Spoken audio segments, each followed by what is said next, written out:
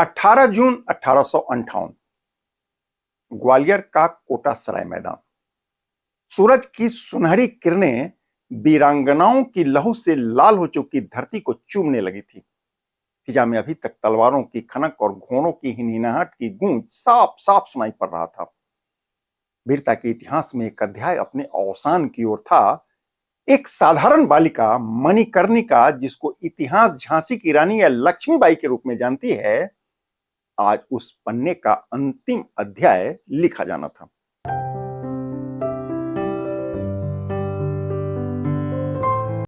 कहते हैं कि बुंदेले हरबोलों के मुंह हमने सुनी कहानी थी, खूब लड़ी मर्दानी वह तो झांसी वाली रानी थी।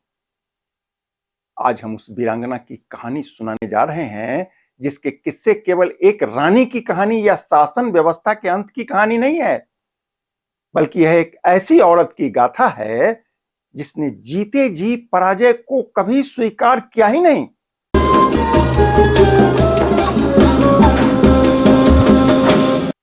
अंजुमन में आपका स्वागत है। नमस्कार, मैं हूं कौशलेंद्र झा। 18 जून 1858 की मनहूस सुबह, प्रकाश के धुंधलके में जब पूरा भारत अंग्रेजी हुकूमत के खिलाफ संघर्ष कर रहा था, ग्वालियर के मैदान में एक ऐसा युद्ध हुआ जिसकी गूंज आज भी इतिहास के पन्नों में दबी पड़ी है। रानी लक्ष्मीबाई केवल 29 वर्ष की आयु में अपने पुत्र दामोदर राव को पीठ पर बांधे एक नया घोड़ा लेकर युद्ध भूमि में उतरी थी। कहते हैं कि घोड़ा अड़ा, नया घोड़ा था, इतने में आ गया सवार। रानी एक शत्रु बहुतेरे, होने लगा वार पर वार। सोनरेखा के नाले के पास जब रानी का घोड़ा रुका तो पीछे से एक अंग्रेज सैनिक ने तलवार से इतना जोरदार प्रहार कर दिया कि उनके सिर का दाहिना हिस्सा कटकर जमीन पर आ गिरा। जख्मी रानी पीछे मुड़ी और एक ही वार में हमलावर सैनिक का काम तमाम कर दिया। लेकिन रानी इतनी जख्मी हो गई थी कि अगले ही क्षण जमीन पर आ गिरी। बाबा गंगादास की कुटिया में उन्होंने अपने अंतिम शब्द कहे थे। रानी बोली, मेरा शरीर अंग्रेजों के हाथ नहीं लगना चाहिए। यह कहते हुए वह वीरांगना सदा के लिए वीरगति को प्राप्त हो गई। कौन थी झांसी की रानी? मणिकर्णिका से लक्ष्मीबाई बनने की कहानी बड़ा ही दिलचस्प है। तारीख 19 नवंबर 1828, स्थान वाराणसी का 80 घाट। मोरोपंत ताबे के घर पर भागीरथी बाई की कोख से एक बालिका का जन्म होता है। नाम पड़ा मणिकर्णिका। लोग प्यार से उसको मनु कहकर पुकारने लगे थे। मनु जब केवल 4 साल की थी तो उसकी माता भागीरथी बाई का देहांत हो गया। पिता मोरोपंत ताबे मनु को अपने साथ लेकर बिटूर के पेशवा बाजीराव द्वितीय के दरबार में चले गए। नन्ही मनु खूबसूरत थी और चंचल भी। दरबार के लोग उसको प्यार से छबीली कहकर पुकारने लगे। कवि लिखते हैं कि कानपुर के नाना की मुंहबोली बहन छबीली थी, लक्ष्मीबाई नाम पिता की वह संतान अकेली थी। बिठूर में रहते हुए मनु की शिक्षा शुरू हो गई। उस जमाने में जब लड़कियों को घरेलू कामों तक ही सीमित रखा जाता था, मनु ने तलवारबाजी, घुड़सवारी और धनुर्विद्या के साथ युद्ध कलाओं में महारत हासिल कर लिया। कवि लिखते हैं कि बरछी, ढाल, कृपान, कटारी उसकी यही सहेली थी। वीर शिवाजी की गाथाएं उसको याद करानी थी। 7 साल की उम्र में मनु ने घुड़सवारी में ऐसी निपुणता हासिल कर ली कि बड़े बड़े योद्धा भी दंग रह जाते थे। यहां से शुरू होता है मनु के लक्ष्मीबाई बनने की कहानी। साल 1842, मनु 14 साल की हो चुकी थी। उस समय झांसी के राजा हुआ करते थे गंगाधर राव नेवालकर। राजा गंगाधर राव ने जब मनु को देखा तो वो मोहित हो गए। विवाह का प्रस्ताव रख दिया। गंगाधर राव से विवाह के बाद मनु का नाम बदलकर नया नाम लक्ष्मीबाई रख दिया गया।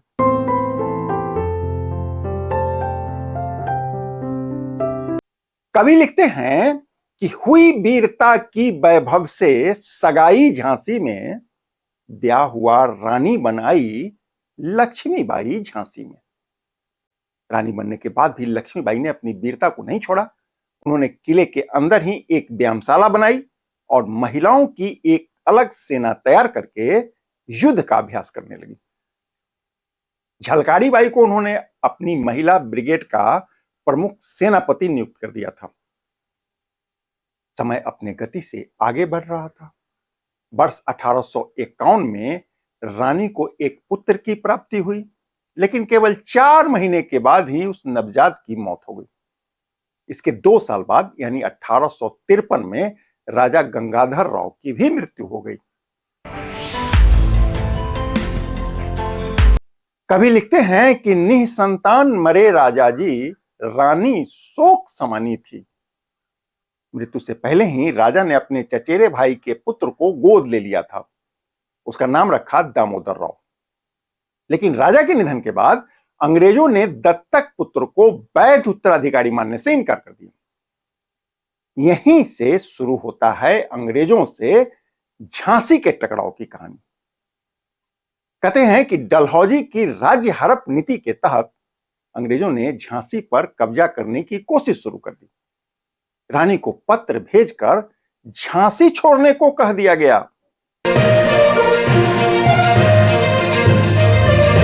कवि लिखते हैं, बुझा दीप झांसी का तब डलहौजी मन में हर्ष आया, राज्य हड़प करने का उसने यह अच्छा अवसर पाया। इधर रानी ने झांसी छोड़ने से इनकार कर दिया। वो 1857 का कालखंड था और भारत में अंग्रेजों के खिलाफ विद्रोह की चिंगारी दावा बनने लगा था। कहते हैं कि 1857 के विद्रोह ने रानी लक्ष्मीबाई को मौका दे दिया। वो अंग्रेजों के खिलाफ अपनी सेना को एकजुट करने लगी। जब अंग्रेजों को इसकी भनक लगी तो अंग्रेजी पलटन ने 23 मार्च 1858 को झांसी पर हमला कर दिया। रानी ने 8 दिनों तक अंग्रेजी हुकूमत से युद्ध लड़ा और डटकर किले की रक्षा की। उन दिनों झांसी के पास तोपखाना हुआ करता था। कड़क बिजली, घन गर्जन और भवानी शंकर जैसी खतरनाक तोप के सहारे झांसी की रानी लक्ष्मीबाई ने अंग्रेजी पलटन को बहुत नुकसान पहुंचा दिया। लेकिन अंग्रेजों की कुटिल चाल और युद्ध की मजबूत व्यूह रचना के सामने रानी लक्ष्मीबाई अधिक देर तक टिक नहीं पाई। कहते हैं कि जब झांसी में स्थिति नाजुक होने लगी तो रानी ने अपने दत्तक पुत्र दामोदर राव को पीठ पर बांधकर किले की ऊंची दीवार से घोड़े के साथ छलांग लगा दिया। यह दृश्य देखकर अंग्रेज अधिकारी दंग रह गए।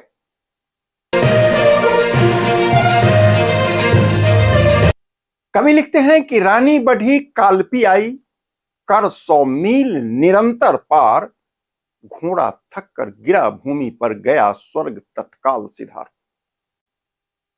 कालपी में तांत्या टोपे से मिलकर रानी ने ग्वालियर पर कब्जा कर लिया। हालांकि यह उनकी अंतिम लड़ाई साबित हुई। रानी लक्ष्मीबाई के मृत्यु के बाद अंग्रेज जनरल ह्यूरोज ने कहा था कि वह अपनी सुंदरता, चालाकी और दृढ़ता के साथ साथ विद्रोही नेताओं में सबसे अधिक खतरनाक थी।